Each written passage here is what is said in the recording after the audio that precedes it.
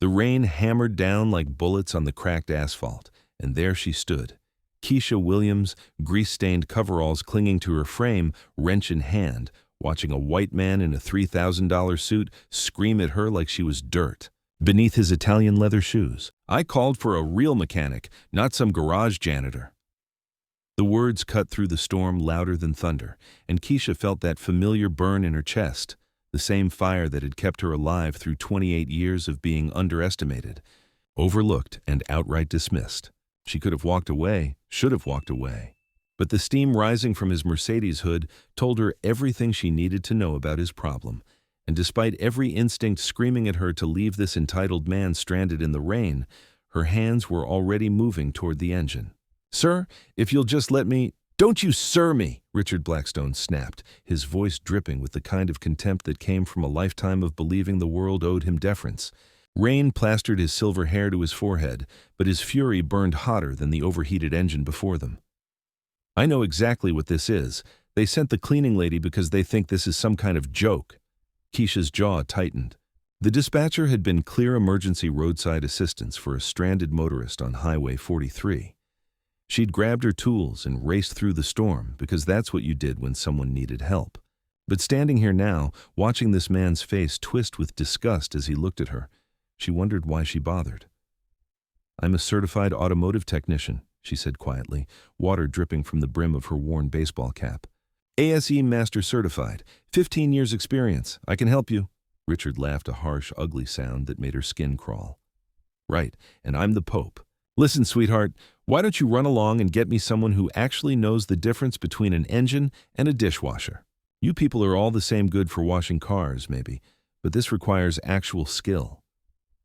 The rain seemed to pause for a moment, as if the universe itself was holding its breath. Keisha felt something shift inside her chest, not breaking, but hardening. She'd heard variations of this speech her entire life, from customers who demanded to speak to the real mechanic when she diagnosed their problems. From her own boss, Frank Morrison, who'd hired her 5 years ago and still introduced her as the girl who helps out, despite the fact that she could rebuild a transmission blindfolded. "Your radiator hose is split," she said, moving toward the engine despite his protests. "Coolant's been leaking for miles. That's why you're overheating. Simple fix." "Don't you dare touch my car!" Richard stepped forward, close enough that she could smell his expensive cologne mixing with the rain and motor oil. "I've already called for a real tow truck, a real mechanic. Someone who looks like they belong under a hood instead of behind a mop bucket." But Keisha was already leaning over the engine, her trained eye cataloging the damage with the efficiency of someone who'd been doing this since she was 12 years. Old, learning from her grandfather in his backyard garage in Detroit.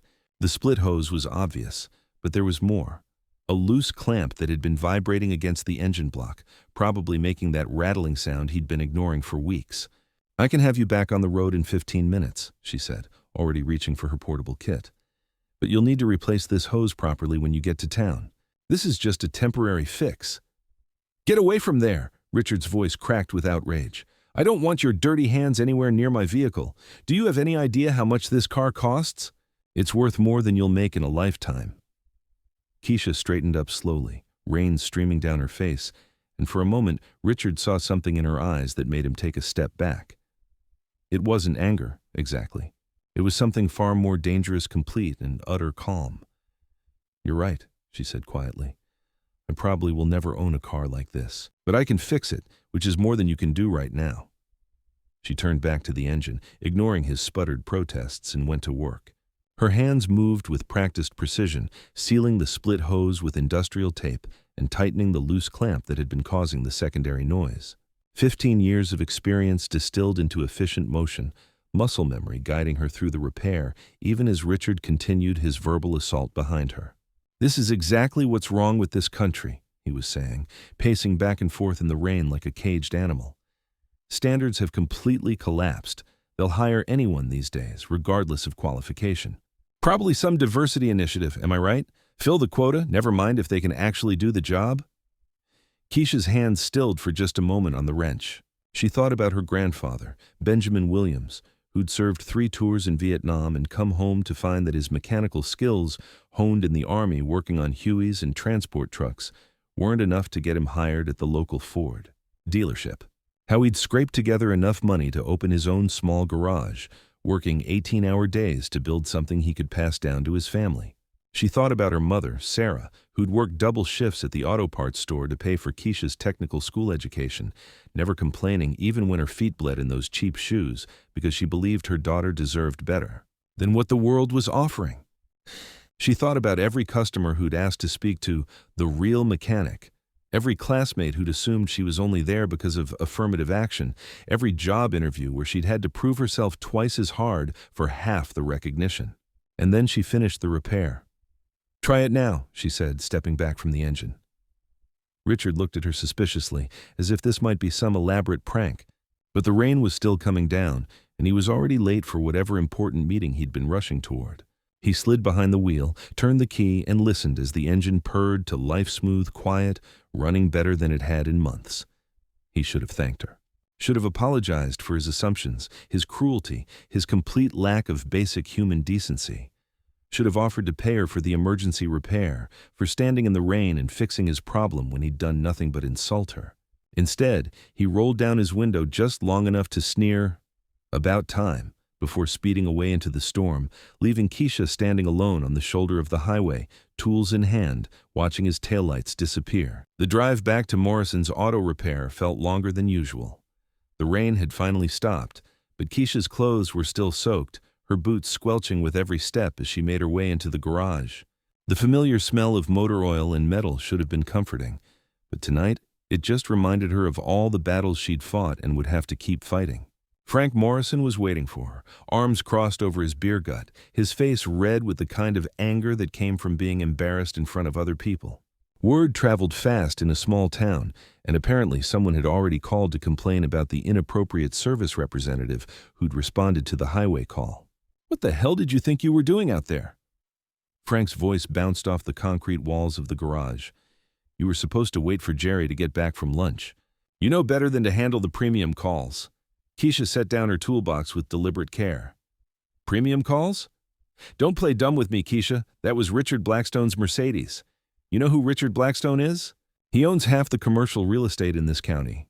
He's not the kind of customer you mess with." "I fixed his car," Keisha said simply. "Radiator hose was split. He's back on the road." "That's not the point." Frank slammed his hand down on the nearest workbench, sending wrenches scattering. "The point is, you overstepped. You made the business look unprofessional." "Mr. Eater," Blackstone specifically requested that we send someone appropriate. The word hung in the air between them, loaded with implications that neither of them wanted to address directly. "I see," Keisha said quietly. "I hope you do. Because this kind of thing can't happen again. You're good with the regular customers, the everyday folks who don't care about appearances. But the high-end clients expect a certain level of service, a certain presentation." Keisha nodded slowly, understanding perfectly. She understood that 15 years of experience, ASE master certification, and a repair record that outshone every other technician in the shop meant nothing when measured against the color of her skin and the assumptions that came with it. "I want you to clean out the customer bathroom," Frank continued, "top to bottom. Maybe that'll help you remember what your actual job description includes." She could have quit. Should have quit. But single mothers with technical school loans and mortgage payments didn't have the luxury of principled resignations. So she nodded, collected the cleaning supplies from the utility closet, and spent the next 2 hours scrubbing toilets while her mind ran through every bitter moment of the day. The next morning arrived gray and ordinary, the kind of Tuesday that promised nothing more exciting than oil changes and brake pad replacements. Keisha arrived at work early, as always, and was elbow deep in the engine of a 2015 Camry when she heard the sound that would change everything, the low, sophisticated purr of an expensive engine pulling into the parking lot. She glanced up through the open bay door and felt her stomach drop. The black limousine looked like something out of a movie, all gleaming chrome and tinted windows, completely out of place in the modest parking lot of Morrison's Auto Repair. But it was the man stepping out of the back seat that made her blood run cold. Richard Blackstone looked different in the morning, lightless, disheveled, more composed, but with the same aura of entitled authority that had made her skin crawl the night before. He was dressed in another expensive suit, this one charcoal gray with subtle pinstripes, and he carried himself with the confidence of someone who had never heard the word no applied to himself. Behind him came two other men in similar attire, lawyers, by the look of them, carrying briefcases and wearing the kind of serious expressions that meant someone's day was about to get very complicated. Frank Morrison appeared from his office like a jack-in-the-box, all nervous energy and obsequious smiles. "Mr. Blackstone, what an honor. How can we help you today? If there's any problem with the service you received last night, I want you to know that we take customer satisfaction very seriously. And where is she?" Richard's voice cut through Frank's babbling like a knife through tissue paper. "The woman who fixed my car." Frank's face went through several interesting color changes. "Sir, if there was any issue with the repair work, I can assure you that our head technician Jerry will be more than happy to—" "I asked for the woman who fixed my car." Richard's tone brooked no argument. "I believe her name was Keisha." Keisha felt every eye in the garage turn toward her. Jerry Martinez looked confused. Tony Russo looked worried. Frank looked like he was about to have a stroke. She wiped her hands on a shop rag and stepped forward, her heart hammering against her ribs. "That would be me, sir." Richard studied her for a long moment, his expression unreadable. Then, to everyone's complete amazement, he smiled, not the cruel smirk from the night before, but something that looked almost genuine. "Ms. Williams," he said, "we need to talk." What happened next would be replayed in Keisha's memory for years to come, each detail crystal clear despite the surreal nature of the moment. Richard Blackstone reached into his jacket and pulled out a leather portfolio, from which he extracted several official-looking documents. "I owe you an apology," he said, his voice carrying across the suddenly silent garage. "Last night I behaved abominably. I made assumptions about your competence based on nothing more than prejudice and ignorance. I was wrong." Frank started to say something, but Richard held up a hand. "More than wrong," Richard continued. "I was a fool, because while I was busy insulting you, you were demonstrating something I encounter very rarely in my line of work: genuine expertise coupled with professional integrity. You could have left me stranded. Should have left me stranded given how I treated you. Instead, you fixed my car perfectly, in the middle of a storm, asking for nothing in return." He gestured to one of his companions.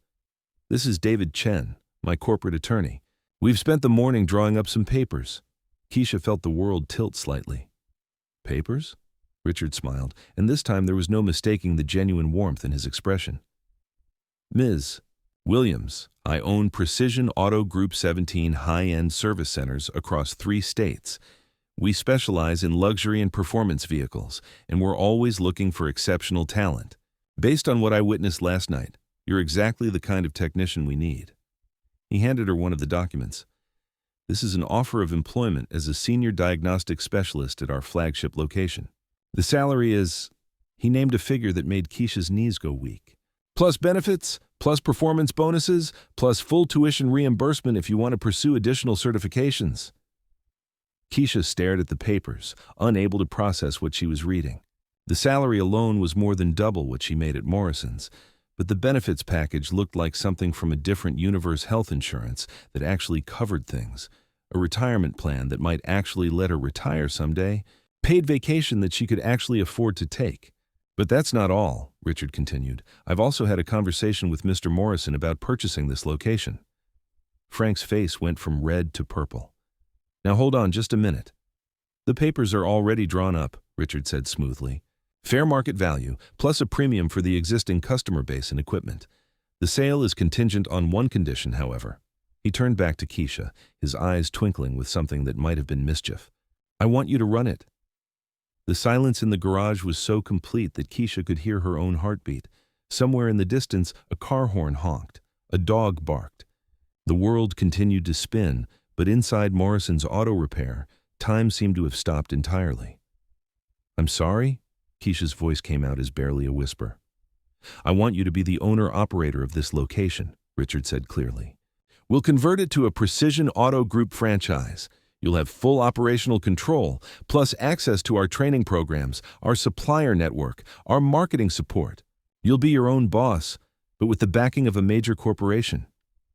He glanced around the garage, taking in the shocked faces of her former co-workers. "Of course, you'll need to staff the location appropriately. I trust you'll make hiring decisions based on competence rather than other factors." The implications hit Frank like a physical blow. You can't be serious. She's a master-certified technician with 15 years of experience who solved a complex diagnostic problem in 15 minutes during a thunderstorm, Richard interrupted coldly. While being verbally abused by an ungrateful customer, I might add. If that doesn't qualify her to run an auto repair shop, I don't know what does. Keisha looked down at the papers in her hands, then back up at Richard's face, searching for signs that this was some elaborate joke or cruel prank. But his expression was serious, expectant, waiting for her answer. Why? She asked finally. Why are you doing this? Richard was quiet for a moment, and when he spoke, his voice was softer than she'd heard it before. Because last night, you showed me who you really are. And this morning, I realized I needed to show you who I really am too. Not the bitter, prejudiced man who stood in the rain making assumptions about people I don't know, but someone who recognizes exceptional talent when he sees it, regardless of packaging. He stepped closer, lowering his voice so only she could hear. My grandfather started Precision Auto Group with nothing but a wrench and a dream. He taught me that the best businesses are built on the foundation of good people doing good work. Last night, you reminded me of that lesson. Keisha felt tears threatening at the corners of her eyes. She thought about her grandfather Benjamin, who would have been so proud to see this moment. About her mother Sarah, who'd always told her that hard work and integrity would eventually be rewarded, even when it felt like the world was determined to prove her wrong. She thought about all the customers who'd dismissed her, all the opportunities she'd been denied, all the times she'd bitten her tongue and swallowed her pride because she had bills to pay and couldn't afford to fight every battle. And then she thought about the young women who might come after her, who might walk into this garage someday and see a different kind of possibility than the one she'd found when she first started working here. She looked up at Richard Blackstone, this complicated man who'd managed to be both the worst and best thing that had happened to her in years, and made her decision. Where do I sign? The paperwork took less than an hour, but the transformation took much longer. By noon, Keisha Williams was no longer an employee of Morrison's Auto Repair. She was the owner-operator of Precision Auto Group's newest franchise location, with a business loan that had been approved faster than she'd ever seen a bank move, and a future that looked nothing like the morning had promised.